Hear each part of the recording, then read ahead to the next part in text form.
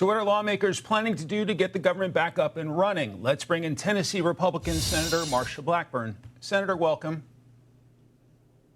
Good to see you, Mike. Thank you. So this government shutdown's now in month number 2. We have the air traffic controllers are struggling with no pay. There are concerns about emergency food benefits.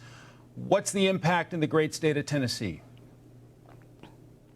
And Tennesseans indeed are frustrated with what the Democrats are carrying out as they continue with this Schumer shutdown.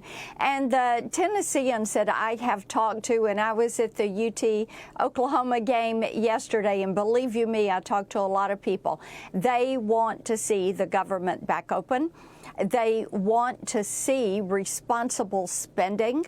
They also have been very specific about saying, do not let the Democrats supercharge Obamacare by saying that they're going to be ending the subsidies. Tennesseans are smart. They know different. They know the subsidies are permanent.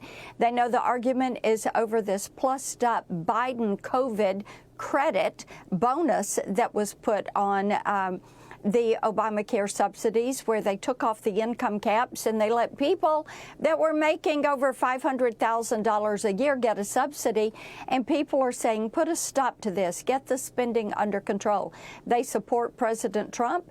They support Republicans. They think the Democrats are acting selfishly and foolishly. And I think when the Democrat House Whip stepped up and said, we know people are going to suffer, but that gives us leverage. And Tennesseans, I will tell you this, they have shown up in droves at churches, doing food drives, supporting food banks, making certain that people that should be receiving SNAP benefits, that federal workers that are working without pay are going to be able to have access to food. And I'm very grateful. We are the volunteer state, and we have truly stepped up during this time.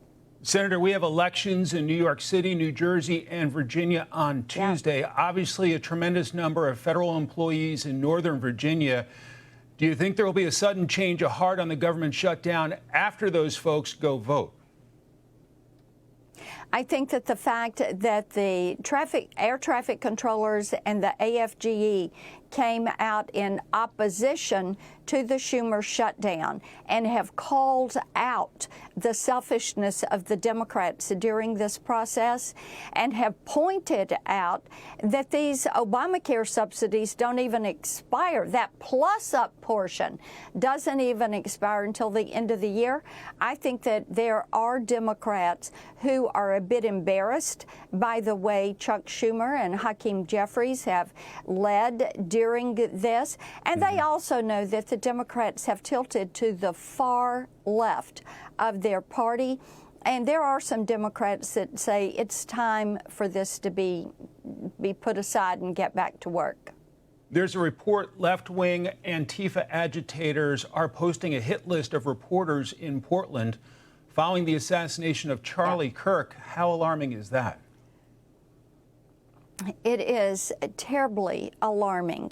And for people that say Antifa does not exist, that is beyond me. You do have this organization. They are very well funded, and you have these Antifa cells, and for them to be producing hit list is indeed alarming. And you know, Mike, one of the things that does concern me is the uptick in violence against federal law enforcement and ICE. You know, that's increased over 8,000% this year. And I have that Protecting Law Enforcement from Doxing Act, which we are trying to get through Senate Judiciary Committee.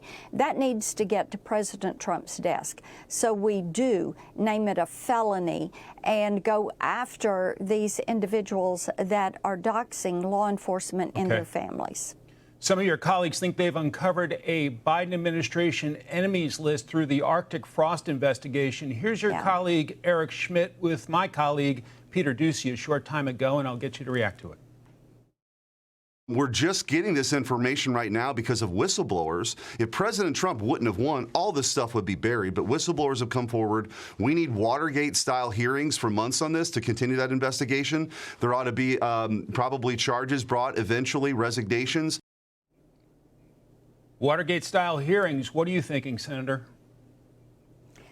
I agree with that, and I have been encouraging Chairman Grassley to move forward. We should immediately call Judge Boasberg in front of us. He's the one who signed these subpoenas against me and the other 9 Republicans that were subpoenaed. Our phone records were subpoenaed. And you know, Mike, we don't know what else they got. Did they get banking records? Did they do opposition-style research on us?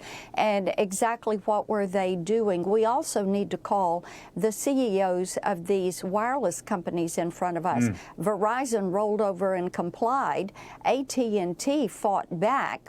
AT&T did not release records. But you know, the fact that Judge Boasberg would have put a non-disclosure order on top of the subpoena and said, well, I fear that these senators may destroy evidence or tamper with evidence, or they may intimidate witnesses. You know, to insinuate such is, of course, something that is a violation. And it is our First and Fourth Amendment rights, and the separation of powers, and the Speech and Debate Clause, and, of course, the Stored Communications Act that have been violated. And, of course, we know there were organizations that they went after the banking records of those organizations. So this is deep and wide. It is far deeper and wider than Watergate. It is far more intrusive and invasive. 197 subpoenas are what we know so far, and 430 individuals that they were going after, individuals and organizations. So we do need to get going on this. We need to do it sooner rather than later. You're very concerned about Google's AI platform targeting conservatives with fake allegations and fake news stories. What's the latest on that?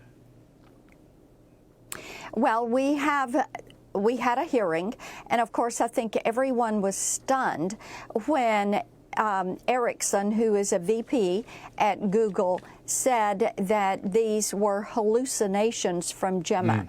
And I talked specifically about things that were said about Robbie Starbuck, who is a conservative thought leader, and also me.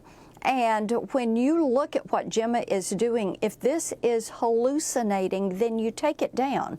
If it's got a bad drug, bad info, you put it into rehab, but you don't let it continue to spit out false information. You think about people that are doing research, students that are doing research, and the misinformation that is in the system, they need to take it down immediately.